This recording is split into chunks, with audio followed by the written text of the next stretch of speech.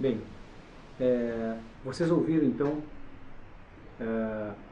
este ditirambo do Nietzsche, somente louco, somente poeta, recitado então por esta jovem alemã na última aula. Queria antes então de nós agora começarmos a analisar este poema, só fazer uma pequena observação em relação ao alguma coisa que eu disse na última aula e que talvez não tenha ficado muito claro. Aquela edição de 1977, ela na verdade é a edição já em italiano, elaborada pelo Colli Montinari, mas na verdade ela já é a tradução para o italiano, em 77, da obra em alemão que foi publicada em 1967. Essa obra em alemão do Nietzsche, no caso elaborada pelo Colli Montinari, a nova edição, a edição dessa editora chamada De Gruyter, ela veio de uma só vez. Os italianos Colli Montinari começaram a trabalhar no início dos anos 60 e publicaram todos os volumes em 1967. Então é ali que aparece pela primeira vez então a edição alemã. Então aí nós temos então lá 1891 e agora em 1967 em alemão novamente a obra. E claro, mas a recepção não foi imediata, então por isso que eu estava falando que aí surge já as tentativas de interpretação já vão sendo vertidas para os idiomas, né? E aparece lá no italiano, porque a gente estava falando das edições italianas e foi ali que eu esqueci de fazer a observação. A edição italiana que aparece, depois então é essa de 77, e as interpretações já começam mesmo a partir da edição alemã de 67. Então vamos lá. A partir agora então dessa ordem correta na qual estamos ditirambos, somente louco, somente poeta. Não farei aqui exatamente o trabalho aquele de tradução mais rigoroso, mas peço para vocês então acompanhar pela tradução que vocês têm em língua portuguesa de Portugal. Vejam como é que começa então esse ditirambo. Nós vamos começar lentamente então a destrinchar o significado, né, desse primeiro ditirambo. Por que ele é o primeiro? Esse aqui é o ponto mais importante talvez aqui na análise. Então vejam, Nietzsche ele escreve o seguinte: no ar purificado, quando já o consolo ou o refrigério do orvalho goteja sobre a terra, invisível, inaudível também, pois o consolador orvalho usa sapato delicado, como todos os apaziguadores. Recordas-te então, recordas-te, coração ardente como outrora tinha sede de lágrimas celestiais e gotas de orvalho, queimado e fatigado tinha sede, enquanto nas veredas amarelecidas, olhares perversos do sol poente te perseguiam através de árvores negras, olhares ofuscantes de fogo solar, olhares maliciosos. Então essa é a primeira estrofe. Vamos começar então agora a análise bem lentamente. Por que será que Nietzsche ele começa com essa imagem, né? No ar purificado. E em seguida ele chama essa questão do orvalho, quando já o consolo do orvalho goteja sobre a terra, invisível, inaudível também, pois o consolador orvalho usa sapato delicado, como todos os que suavemente consolam. Vejam, esse poema a gente tem que compreender ele inicialmente, esse ditirambo, a partir do lugar onde ele primeiramente foi colocado, que é em Assim Falava Zaratustra, no livro 4. Na parte 4 do Zaratustra, ou mais especificamente, mais radicalmente, seria a primeira parte de um novo livro sobre o Zaratustra, que Nietzsche iniciaria e que, na medida em que Nietzsche teve a crise psíquica, os editores posteriormente resolveram anexar este texto e anexaram as outras 3 partes do Zaratustra.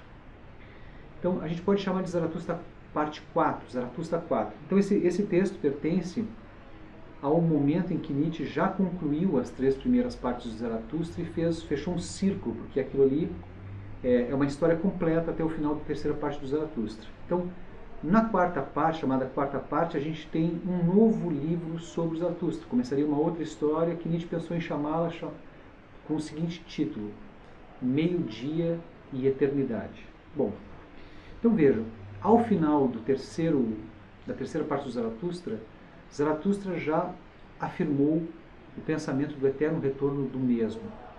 Ou seja, ele superou o que ele chama do seu mais terrível pensamento, e ele chama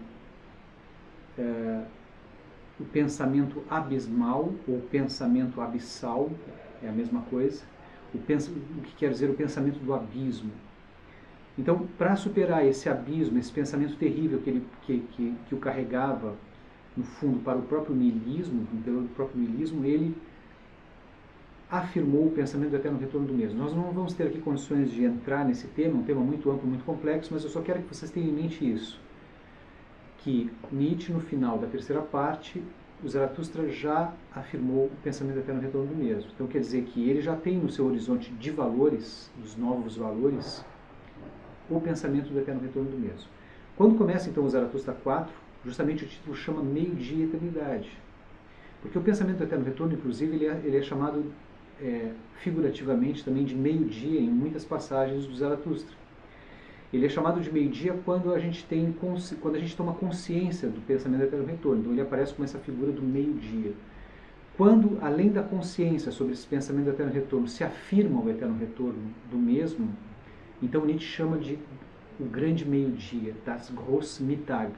Bem, então Nietzsche já afirmou o pensamento do eterno retorno no final da terceira parte, e a quarta parte aqui ele vai colocar esse poema, esse de Tiramo, chamado Somente Louco, Somente Poeta, que ele naquele momento intitula O Canto da Melancolia. Então estou fazendo essas relações para vocês verem o seguinte, a interpretação já, o lugar desse de Tiramo. Ora, o canto da melancolia, o que é melancolia? A melancolia é de uma forma, poderíamos até dizer um pouco do ponto de vista psicanalítico, a melancolia é aquilo que a gente, é uma tristeza de alguma coisa que ficou no passado e que muitas vezes a gente não consegue mais alcançar, e mais do que isso, por ter ficado perdido no passado, se torna inalcançável como não é mais um objeto. A gente não tem mais nem, é uma tristeza sem um objeto identificável. Se sabe que a gente se vai na direção daquilo, é diferente da tristeza comum, por exemplo. A melancolia e tristeza, ou melancolia e depressão, como hoje em dia está em voga, a depressão, esse nome depressão, para identificar um estado, que muitas vezes é um estado melancólico, não é nem depressivo, mas as pessoas confundem e se medicam.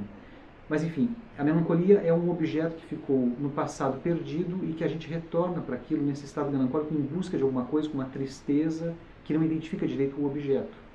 Então, esse canto da melancolia aqui, o Zaratustra está cantando naquele momento do livro 4, porque lá para trás ficou alguma coisa já bem para trás e bem perdida, e que não é radicalmente isso que se chama na psicanálise de melancolia, porque aqui ele vai identificar o objeto, é alguma coisa que ele vai nos contar aqui, mas que ao mesmo tempo ele não tem palavras para contar totalmente. Então voltamos para aquilo que a própria psicanálise define como melancolia, que é esse objeto que ficou perdido e já não é mais identificado como um objeto. Porque o Zaratustra não consegue mais falar, não consegue mais identificar esse objeto que está perdido lá atrás. E é um pouco essa história que ele vai começar a contar aqui. Então, chamava-se o Canto da Melancolia. O Zaratustra está no momento em que ele está voltando para esse passado para tentar falar de alguma coisa que estava lá atrás. E que ao mesmo tempo que ele fala, ele não consegue dizer totalmente.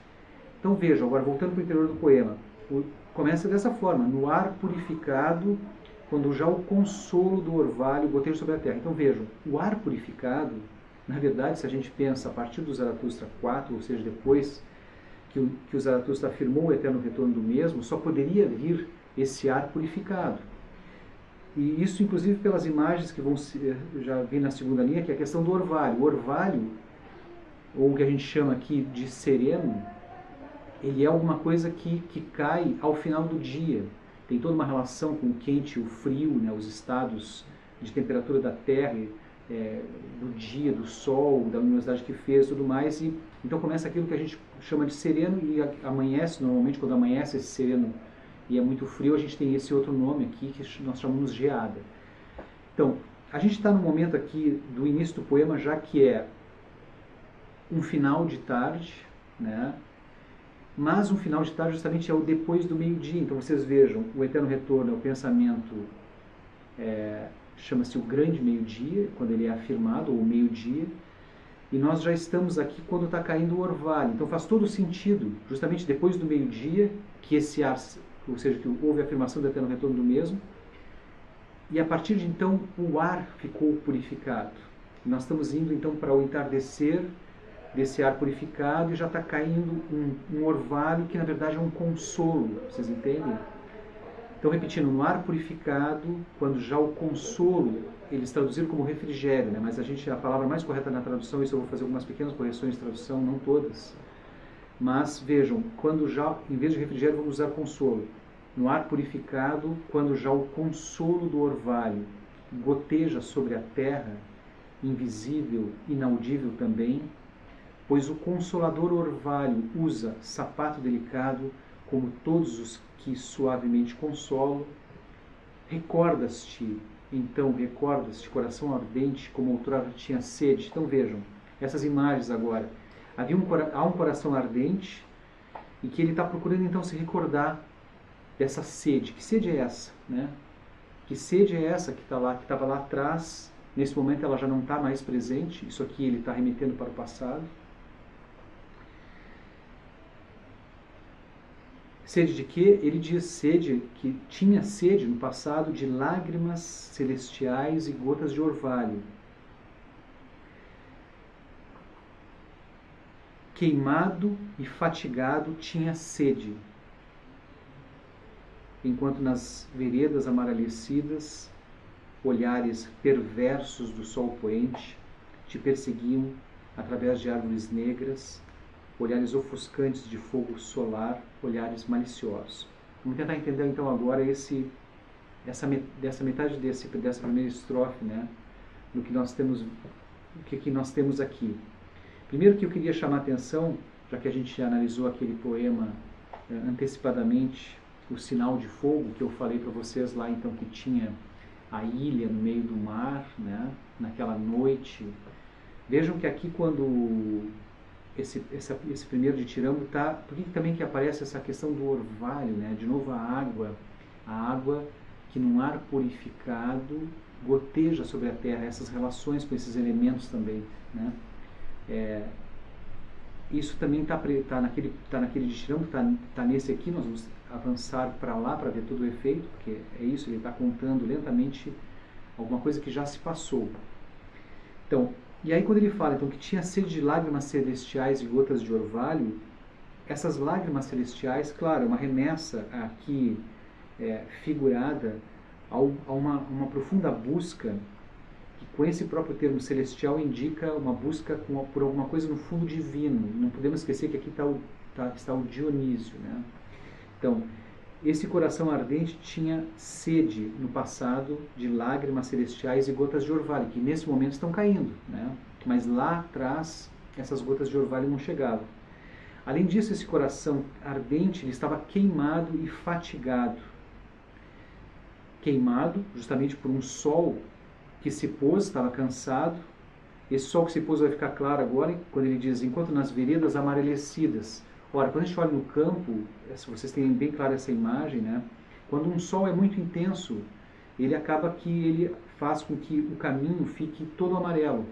Mesmo quando o sol já está se pondo, aquele caminho ele fica amarelo. Agora, o sol se pondo aqui, o sol que se pôs, é uma metáfora do Nietzsche, que aí a gente precisaria explorar um pouco mais, mas eu vou ser bem breve aqui. Na verdade, o Nietzsche aqui está falando do grande sol, aquele que tinha começado lá. A gente pode pegar, por exemplo, o significado lá da luz na caverna do Platão. O que significa aquela luz lá fora da caverna, né? A verdade, ou o que significava o próprio sol no interior do cristianismo para Cristo, essas metáforas todas do sol e da verdade. E o que o Nietzsche quer dizer aqui é que esse sol e essa verdade, eles já tinham se posto há muito tempo, quando, no caso aqui, o Zaratustra estava em busca dessa verdade. É aquilo que o Nietzsche chamou de que Deus já estava morto. Não que Nietzsche tenha matado Deus, mas os ateus que o precederam tinham já matado Deus, tinham assassinado Deus. Então, se a gente identificar, Cristo mesmo diz, né, eu sou o caminho, a verdade e a vida. Então, a verdade, mas toda a questão que está associada à luz no interior do cristianismo, é o contraponto que o Nietzsche está fazendo aqui, de que esse sol e que essa luz eles já se puseram, e que Zaratustra lá naquele momento não tinha conseguido alcançar mais essa luz, porque ela já tinha feito todo o seu percurso, e o que tinha sobrado era apenas as árvores, as veredas amarelecidas, e como ele diz aqui, olhares perversos do sol poente te perseguiam através de árvores negras, olhares ofuscantes de fogo solar, olhares maliciosos.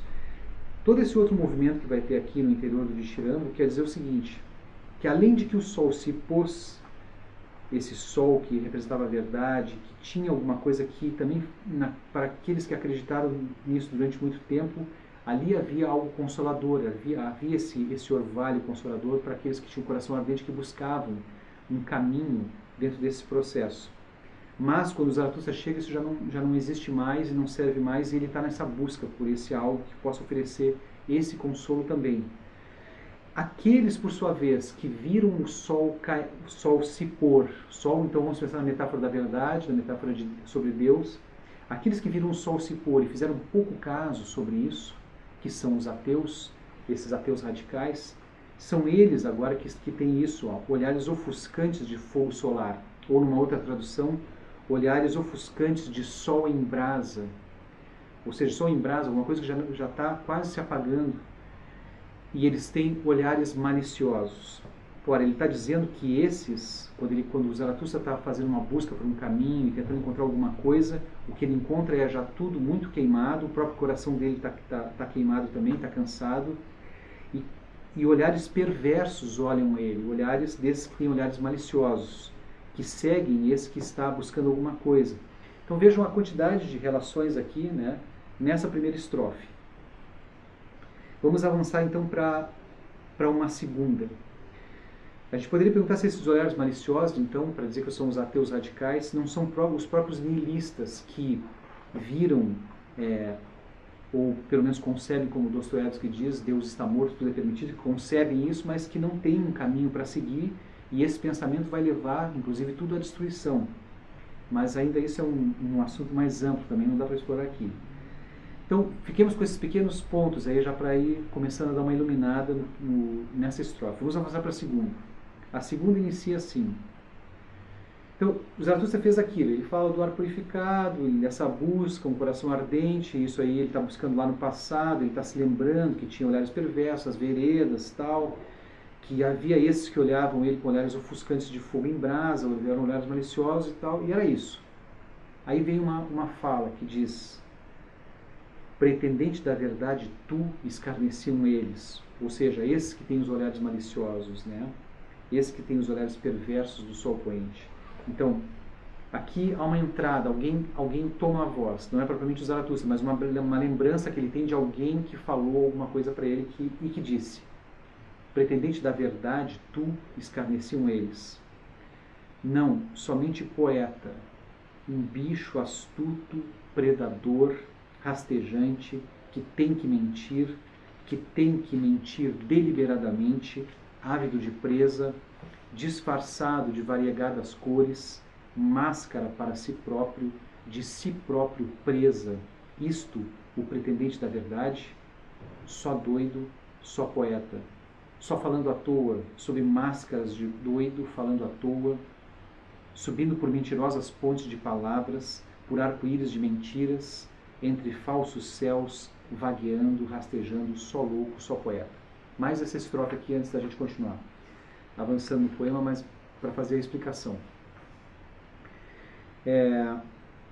Então, a memória do Zaratustra, e agora alguém fala isso. Vejam que na edição que vocês têm diante de vocês, que é a edição em língua portuguesa de Portugal, o tradutor fez alguma coisa que não está lá na edição original em alemão.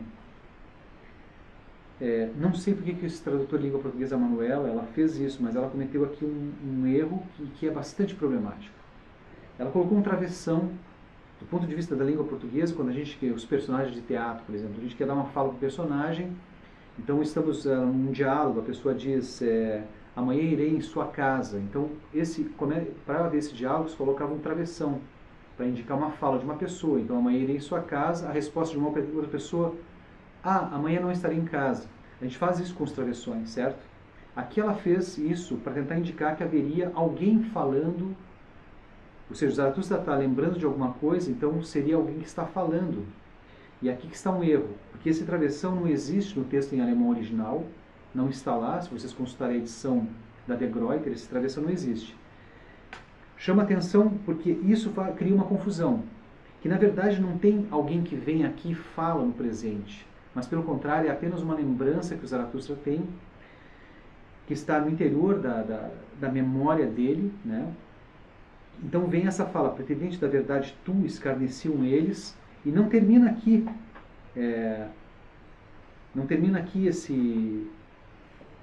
esse movimento do texto, tudo isso aqui é uma memória que ele tem e que vai até, vocês têm aí, até quase o final do poema, quando ele vai falar de novo, lá na última página, no ar purificado, quando já fosse da lua. Isso tudo vai ser uma fala que alguém falou para ele, mas que é apenas uma memória. Não existe esse alguém ali presente naquele momento em que ele está nesse processo de recordação aqui, quando está caindo o consolo orvalho, está gotejando e tal. Não existe alguém que está aí. É uma memória. Isso tudo é no passado e no interior da mente dele. No original alemão não tem esse travessão, mas tem uma abertura de aspas nos Ditirambos de Dionísio. E, por incrível que pareça, não há fechamento de aspas no texto, o que coloca um outro problema, muito, muito complicado, e que a gente só pode esclarecer esse problema de uma outra forma. Quando a gente pega os Ditirambos de Dionísio, então tem uma abertura de aspas aqui que vai identificar, enfim, que não é o Zaratustra que está falando, mas uma memória que ele tem. Essas aspas deveriam fechar em algum momento e não fecham. A gente não encontra o fechamento dessas aspas. No quarto livro do Zaratustra, a gente encontra a abertura da aspa e o final da aspa, que é nesse trecho que eu falei para vocês lá no final, até um pouquinho antes de terminar o poema. O que indica que tem uma outra fala ali, daí o poema vai fazer todo sentido. Existe uma recordação do Zaratustra, que ele está falando num presente, que ele está indo em direção ao passado, uma memória dele, de uma fala que não pertence a ele, mas que pertence a alguma coisa que alguém falou para ele, e por fim ele encerra o poema voltando de novo à questão do orvalho, e se identificando de fato como somente louco e somente poeta.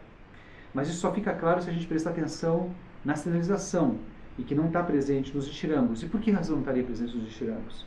Então já dou para vocês a minha interpretação sobre isso, embora a gente precisaria consultar, mesmo consultando talvez o texto original, ou seja, o caderno de anotações do Nietzsche, não adiantaria muito. A minha tese sobre o porquê que essas aspas não estão aqui, e elas estão lá no Zaratustra, é a seguinte. Na verdade, o Zaratustra 4, como Nietzsche publicou esse livro e revisou muitíssimas vezes, o texto que ele havia escrito no papel e que ele mandou para o editor, quando voltou o livro para edição, ele fez todas as correções ainda mais radicalmente do que ele havia feito no original, como ele sempre fazia.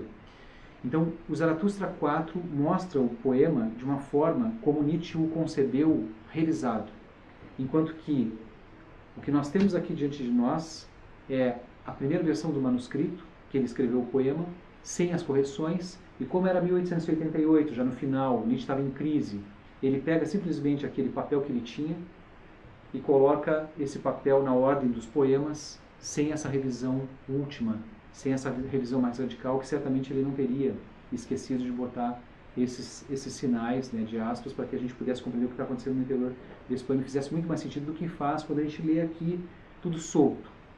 Vamos considerar então que tem essas aspas, aliás, as aspas tem os dois, no Ditirambos aqui, no Zaratustra, a abertura.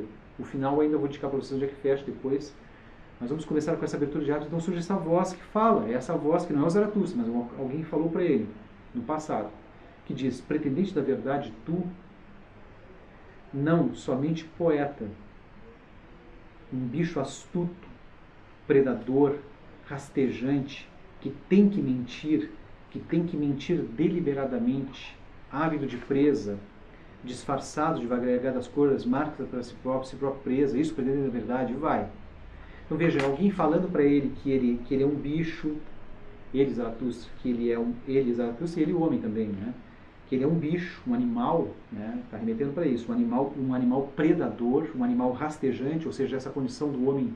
Imaginem se então não existe a verdade do Platão e o mundo das ideias, se não existe o mundo que o cristianismo concebeu, se não existe Deus, nós estamos tão somente lançados no mundo, né? E lançados no mundo nas nossas condições de animais, puramente animais, nem superiores nem inferiores aos demais animais, tão somente animais.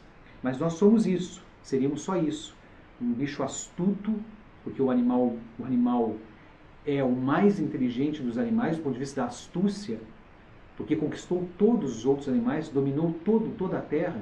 Então nós somos os mais astutos. Por isso que o Zaratustra coloca aqui, né, nessa lembrança que tem, alguém disse, o bicho astuto, predador, faz todo sentido, rastejante, que caminha, que se movimenta, né, mas que na verdade basicamente rasteja, porque nós não voamos, que tem que mentir. E aí já vem aqui a questão da mentira, porque a primeira frase é pretendente da verdade, tu. Por isso que eu falei para vocês que estava associado com o sol, com o mundo das ideias, do Platão, da verdade, né? Com a própria verdade do cristianismo. Então, tu é um pretendente da verdade, mas que verdade? Não tem verdade. Tu é somente um poeta, quando muito um poeta, alguém que falsifica coisas com palavras. E além disso é um bicho astuto, é somente um bicho astuto, um predador rastejante que tem que mentir. A verdade já não é mais possível de atingir, segundo esses que falam para os Zaratustra nesse momento, né, que provavelmente aqui são, eu diria, são esses ateus radicais, são os nihilistas, não é propriamente o que o Zaratustra acredita, mas eles estão dizendo para ele que tem que mentir deliberadamente, por vontade própria, ávido de presa, disfarçado de variegadas cores. As variegadas cores vão aparecer logo em seguida, porque vai aparecer a figura da pantera, né, ou seja, um felino que tem cores. Ele já se traz aqui essa primeira, disfarçar de variegadas cores, máscara para si próprio. Ora, quem usa uma máscara, né? Máscara atrás de máscara, até que chega o momento de tirar a última máscara, ele não tem rosto nenhum. Máscara para si próprio e de si próprio presa. Isto, o pretendente da verdade. Então veja, eles estão caçoando dele, né? Dessa busca que ele tinha com relação a tentar encontrar um caminho, a fazer alguma coisa, e seguem. Não, isso aí é somente um louco, somente um poeta. Somente falando à toa, sob máscara de louco, falando à toa, subindo por mentirosas pontes de palavras, nisso que os Zaratustra poderiam estar acreditando, por arco-íris de mentiras, entre falsos céus. Ora, o Zaratustra não estava buscando lá lágrimas celestiais e gotas de orvalho. Eles dizem, olha, tu está somente subindo por mentirosas pontes de palavras, por arco-íris de mentiras, entre falsos céus, vagueando, rastejando, somente louco, somente poeta é o que tu é, né? E seguem, não quieto, rígido, liso, frio, tornado estátua, não como coluna de Deus, colocada diante dos templos, guardião de um Deus, não, hostil a essas estátuas de virtude. Temos que pensar aqui na ética das virtudes, né? Temos que pensar no Aristóteles, aqui está em jogo a questão da virtude. Então eles dizem, não quieto, rígido, liso, frio, tornado estátua, não como coluna de Deus colocada diante dos templos, guardião de um Deus, não, hostil a essas estátuas de virtude, mais íntimo dos desertos que dos templos. E aqui a gente vai ter logo em seguidinho o poema, né, Entre as Filhas do Deserto. Mais íntimo, então, dos desertos que dos templos. Olha, o deserto vai estar associado ao niilismo, né? Então, estar mais íntimo dos desertos é estar muito mais próximo do próprio niilismo. Então, mais íntimo dos desertos que dos templos, cheio de felina malícia. Ora, o felino, inclusive, é um animal, se a gente pensa na África, né? É um animal que vive nesses territórios e que é um animal predador. E talvez, dentre os predadores, também o mais predador de todos também. Cheio de felina malícia, saltando por qualquer janela. Opa, para todo o acaso. Vejam toda essa relação aqui entre saltar por uma janela e saltar por um acaso. O que significa, né, esse acaso? Já que não existe a verdade, que nós não temos mais, então, um caminho necessário na existência. Por exemplo, vamos pensar no interior da proposta do cristianismo. Quando Cristo diz, eu sou o caminho, a verdade e a vida, quem me seguir irá até a casa de meu pai, existe todo um caminho, como o próprio caminho que a gente vê quando a gente entra numa igreja. Arquitetonicamente, simbolicamente, como é que é construída uma igreja? A gente entra pela porta da igreja e lá no fundo está pendurada a cruz de Cristo atrás do altar. Eu preciso atravessar simbolicamente todo esse caminho que leva, né, da entrada da porta da igreja até chegar na cruz de Cristo para poder me salvar. Esse é simbolicamente o percurso. Então existe um caminho traçado em linha reta, quase que um caminho, digamos assim, do destino que a gente deve cumprir para conseguir chegar a Deus e se libertar. Mas sem essa crença, e mesmo sem a crença na verdade, a gente poderia fazer todo o mesmo caminho aqui pensando no Platão, como é que a gente acende o mundo das ideias, etc. e tal. Mas sem isso, que não estamos mais no caminho do destino ou da necessidade, nós estamos no caminho do puro acaso. Onde todas as coisas, como vai dizer o Sartre no século XX, Heidegger, onde tudo pode ser apenas o domínio da contingência. Então vejam, esse felino aqui, que salta para todo, né, como ele diz, saltando por qualquer janela, opa, para todo o acaso, pelo faro, procurando qualquer floresta virgem, para que nas florestas virgens, entre feras de pelo malhado, corresses pecaminosamente são e belo e colorido, com beiços lúbrigos ou beiços ávidos, ditosamente escarninho, infernal, sanguinário, corresses roubando, rastejando, mentindo. Ora, o que sobra, se já não existe mais esse caminho, se esse animal já não é mais um animal celestial, e se ele é tão somente um predador, é evidente que somente entre outros predadores ele pelo menos vai conseguir ficar mais apaziguado, né? Mais entre os seus próprios, sem nenhum tipo de dor de consciência por estar, como virá aqui logo em seguida no poema, estar devorando cordeiros, carneiros, como ele vai dizer, né? Mas ao mesmo tempo é isso, ditosamente escaninho, infernal, sanguinário, corresses roubando, rastejando, mentindo. Ou ainda dizem eles, ou semelhante à águia. Então já que nós estamos aqui nesse plano, onde tem esse animal máximo, predador, há também nos céus, um outro animal que são as águias, né? Ou seja, que são os animais mais predadores também, os pássaros mais predadores, né? Ou semelhante à águia, que longamente fixa os abismos, os seus abismos. E aí tem uma relação aqui, por que será que ele fala que fixa os abismos, mas são os seus abismos, né? Uma águia fixando os seus abismos, então na verdade é o próprio homem, de novo, né? O homem como águia, que voa lá do alto, mas que é também predadora, e que olha os abismos, mas na verdade esses abismos são os próprios. Como estes abismos se enroscam para baixo, para o fundo, para dentro, em profundezas cada vez mais fundas. Então, de súbito, ele volta então aqui na questão da imagem da própria águia, a águia que sobrevoa abismos, né? Mas que na verdade está sobrevoando os seus próprios abismos. Então tem toda a relação com a interioridade. Então, de súbito, em voo picado é o voo direto, né? Em voo direto, num rasgo palpitante, ou melhor seria dizer, num rasgo súbito, num súbito arremesso, cair sobre cordeiros. Repentina, voraz, ávida de cordeiros, hostil a todas as almas de cordeiros, raivosamente hostil a tudo que tem olhos virtuosos, de carneiros, de lã encaracolada, a toda a estupidez, a leitosa benevolência de cordeiro.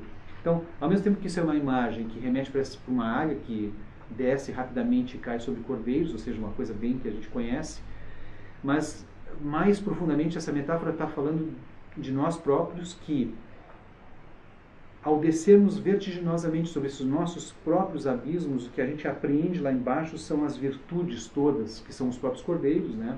Essas virtudes todas que nós aprendemos, que nós temos dentro de nós, virtudes que a gente poderia dizer aqui, já que ele está trazendo a metáfora do cordeiro, que é uma metáfora extremamente cara ao cristianismo.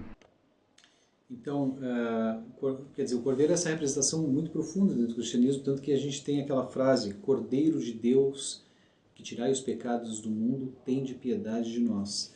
Então aqui, na verdade, esses cordeiros são os que estão, né, é o que está no nosso próprio interior, no próprio interior do Zaratustra. E esses que estão fazendo essa fala, isso na memória do Zaratustra, estão dizendo tudo isso para ele. E eles seguem, assim, de águia, de pantera, são os anseios do poeta. Então aqui nessa fala eles delimitam, né? Delimitam águia e pantera e ao mesmo tempo associam isso ao poeta. Então assim de águia, de pantera são os anseios do poeta. São os teus anseios sob 1000 máscaras, ó louco, ó poeta. E seguem: tu que vistes o homem como Deus, tanto como carneiro, despedaçar o Deus no homem, tal como o carneiro no homem, e rir despedaçando. Isto é a tua ventura, ventura de pantera e águia, ventura de poeta e doido.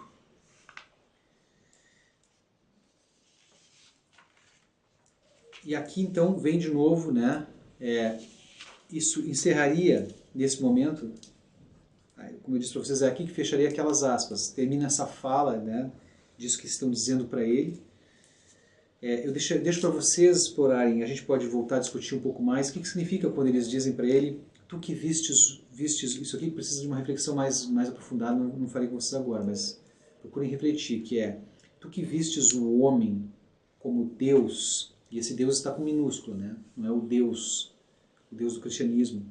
Então, tu que vistes o homem como Deus, tanto como carneiro, despedaçar o Deus no homem, tal como o carneiro no homem, e rir despedaçando.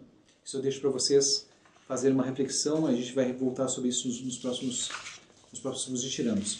Mas aí encerra aqui essa fala, né, daquilo que o Zaratustra está lembrando dessa fala, disso que disseram para ele. E aí ele, de novo, ele assume a fala, que é uma fala dele. E aí ele diz: no ar purificado, ele traz aquela mesma imagem do começo, no ar purificado, quando já a foice da lua. Então vejam, por isso que o orvalho está caindo aqui no final da tarde, pós o meio-dia. Então no ar purificado, quando já a foice da lua, entre vermelhos púrpureos, verde e ciumenta desliza, ou como está na tradução de vocês, no ar purificado, quando já a foice da lua, verde, entre vermelhos púrpuros, ciumenta desliza, fica um pouco ruim essa tradução, então eu diria que quando já a foice da lua entre vermelhos púrpuros, verde e ciumenta desliza, hostil ao dia, a cada passo secretamente ceifando as roseiras balouçantes até caírem, afundarem-se pálidas em direção à noite. E aí ele diz: assim eu mesmo caí outrora da minha loucura da verdade. Vou repetir essa frase para vocês: assim eu mesmo caí outrora da minha loucura da verdade, dos meus anseios de dia, cansado do dia, doente da luz, caí para o fundo, para a noite, para a sombra, abrasado e sedento de uma verdade, abraçado e sedento de uma verdade. Recordas-te ainda, recordas-te, coração ardente, da sede que então sentias? Ah, que eu seja banido de toda a verdade, somente louco, somente poeta. Então, explorando aqui o final e concluindo. Trata-se então de uma recordação do Zaratustra. Nessa recordação tem essa voz que fala para ele, né, que apenas ele é um animal, que constrói falsas pontes de palavras, que é um águia e pantera ao mesmo tempo, e que isso é ser poeta. E aqui ao final o Zaratustra volta a falar desse ar purificado, dessa noite, e ele diz que ele próprio também outrora ele caiu dessa loucura da verdade, que ele estava cansado do dia, doente da luz, caiu para o fundo, para a noite, para a sombra. Então, vejam, ele caiu, isso tudo está no passado, né? Isso já aconteceu, e ele já aceitou que não existe mais esta a verdade, mas ao mesmo tempo ele queria uma verdade, né? Se vocês agora interrompem aqui a análise e folheiam os ditirambos de Dionísio até o final, vocês verão ao final que a última frase do último ditirambo é quando Dionísio diz para o Zaratustra: eu sou a tua verdade. Então, o que eu queria apenas mostrar para vocês, assim, nesses poucos momentos, já até passamos do tempo da aula, é que o que nós temos aqui já é um círculo, um circuito no interior os ditirambos são de Dionísio. Então, na verdade, nós já não temos mais aqui nem mesmo o personagem Zaratustra, porque já aconteceu. Esse primeiro ditirambo pertencia certamente ao livro 4 de Zaratustra, mas o Nietzsche o deslocou para cá. Então, Nietzsche já fez, Zaratustra já fez o percurso, e o que nós teremos aqui é um pouco daqui para frente é contar esse percurso, e vai iniciar justamente entre as filhas do deserto, ou seja, por essas veredas amarelecidas, ou mais profundamente pelo que diz, o que está no interior tanto das veredas amarelecidas quanto no interior das filhas do deserto, que é o problema do niilismo.